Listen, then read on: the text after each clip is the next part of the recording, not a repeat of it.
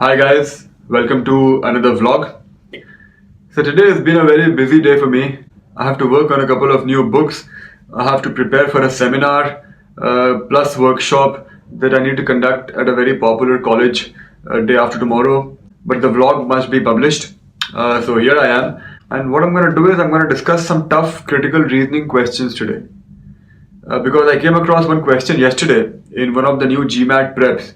A student asked me. It was a question on Lyme disease. Now, for those of you who've been taking the GMAT preps regularly, Lyme disease seems to be a favorite topic of the GMAC because I've seen at least 4 questions based on Lyme disease, all of which were difficult. But the one that I saw yesterday, I think, is the most difficult of the lot. So I'm going to show you guys that question, and then as a bonus, I'll do a couple of more questions with you. So today's vlog is dedicated to critical reasoning and to Lyme disease. Let's get started with it. Okay, so let's get started. And here is the Lyme disease question I was talking about. As you can see, it is a provide a logical conclusion type question. So what I want you guys to do is to pause the video now, and you can go and try the question. Most likely, none of the options will look correct to you, but try it. Spend some time and then come back and play the video, and I'll explain to you what is the correct answer and why is it the correct answer. So you can start now. Okay, so you've gone through the question, and my guess is most of you think all the options are wrong. Because that's what I thought initially. I just couldn't get my head around it. It took me a lot of time to come up with the answer. And when you do come up with the answer, it makes perfect sense if you ask me. It's just that there's something, one doesn't think of when one reads this particular argument, as a lot of you may not have. And I'll tell you what that thing is. But before that, let's discuss the argument. The argument basically says Lyme disease is caused by a bacteria transmitted by deer ticks. Deer ticks, get this bacteria from infected host. It says there are 3 stages, of course, of the tick. And then it tells you that a tick feeds on only one host in each stage. And then you have to conclude something from there. So, of course, you have to go through the options to figure out what the answer will be. The first option says people can be infected only by being bitten by a tick that is either in larval stage or the nymph stage. But that's not correct because a person can also be infected by a tick which is in the adult stage.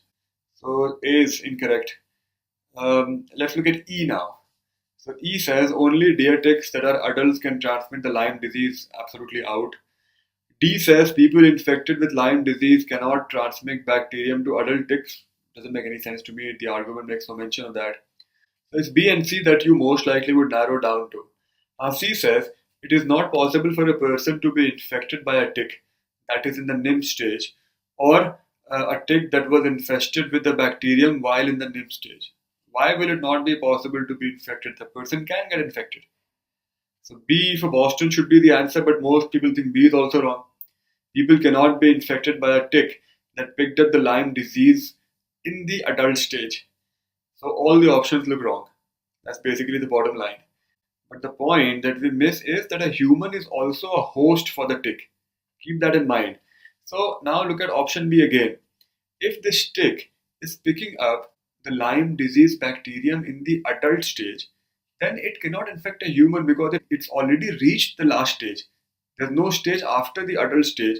So when will it infect the human? Human is a host, right? The tick has already found a host in the adult stage from which it has got infected by the Lyme disease. So there's no question of infecting the human because there are no more stages left in the life cycle. That is why B is the correct answer. It's a very, very difficult question because you just don't think of the human as a host. You think that the tick will pick up the disease from somewhere and then come and infect the human, but the human is also a host. So he's part of the 3 stages of the tick's life. So that's how B becomes your answer. A very, very difficult question. This was, as I said, from one of the new GMAT preps. I'll give you a couple of more questions, very high difficulty questions. All of them, if you ask me, will be 750, 760 level questions. The other 2, though, are from the OG, but very, very difficult. So let's look at them. So here's the question on your screen. You can pause the video, try the question, come back and play the video. Okay, so this question presents a completely new problem. And the problem is you don't know what you are supposed to do on the question. Are you supposed to strengthen it, weaken it, find an assumption, find a flaw, draw an inference. What do? That's the problem with this particular question. But before we go there, let's try to at least understand what the argument is saying.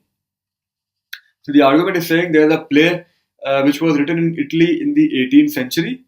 The director of the play claims that the play is as similar as possible to the original production. Okay.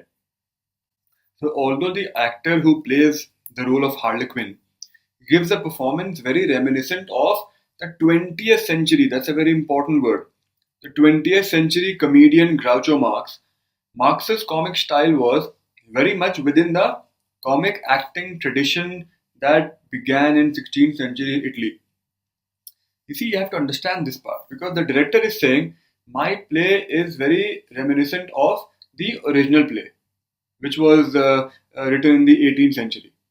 But then you are saying there is an actor in your play who's copying another actor, right? The other actor is Groucho Marx, but Groucho Marx is a 20th century actor. So how can you say that your play is reminiscent of the 18th century when your actor is copying a 20th century actor? And you can say that the last line is very important because the 20th century actor, his acting style is based in 16th century Italy. So you see, you come from 18th century to 20th century, then you go back to 16th century. So now the question, the consideration which is the above statements. The above statements best serve as part of an argument that, so what is the argument I can arrive at from the above statements? Little bit like an inference question, but not exactly an inference. Based on this, what can I argue? I can argue that whatever the director is saying is correct. Because this part, although till Groucho Marx, this part will make you doubt the director. But the last sentence makes it clear that there can be no doubt the director is absolutely correct in whatever he is saying. And that gives you the answer, which is option D.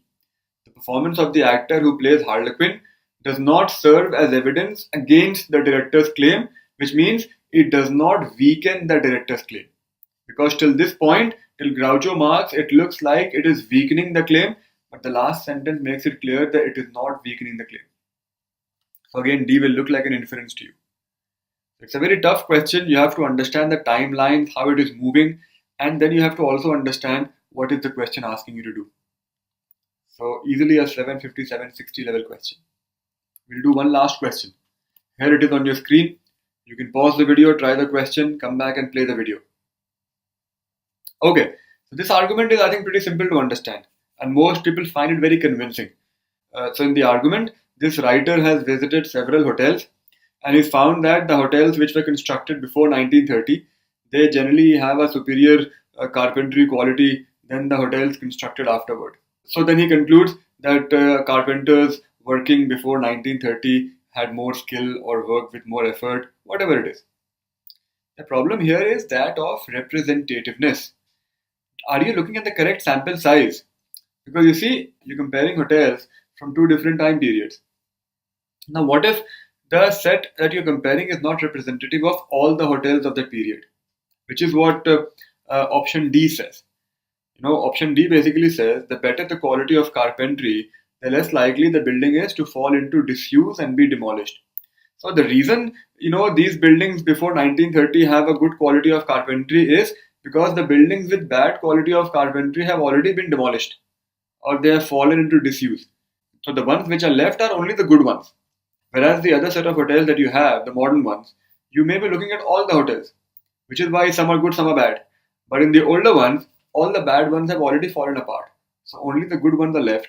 Basically, the point is the entire data set you're looking at is not representative of the hotels in a particular era. That's how you weaken the argument. This question is testing you on the concept of representativeness that we discuss in great detail in the CR Grail. So these were three very high difficulty CR questions. I'm sure you guys have learned something or the other from each of these three, particularly the Lyme disease question. On the exam, if you get a question such as these on your test, you are either doing very well, you're most likely doing well in the exam. Great. So I hope you guys found those questions difficult and I hope you understood my explanations for those questions. I shall now go back to preparing for my workshop. You guys have a nice day. I'll see you tomorrow.